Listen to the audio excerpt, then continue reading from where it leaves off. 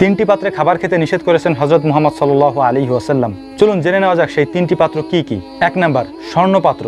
হযরত হুযায়ফা ইবনে ইয়ামিন রাদিয়াল্লাহু তাআলা আনহু হতে বর্ণিত, তিনি বলেন, রাসূল সাল্লাল্লাহু আলাইহি ওয়াসাল্লাম বলেছেন, তোমরা স্বর্ণ দিয়ে তৈরি পাত্রের খাবার খেও না, কেননা এগুলি দুনিয়াতে কাফেরদের জন্য এবং পরকালে মুমিনদের জন্য। এই হাদিসটি সহিহ বুখারীর 5426 নম্বর হাদিস। দ্বিতীয়ত, যে পাত্রে খাবার খাওয়া হারাম তা হলো রৌপ্য পাত্র বা রূপার পাত্র।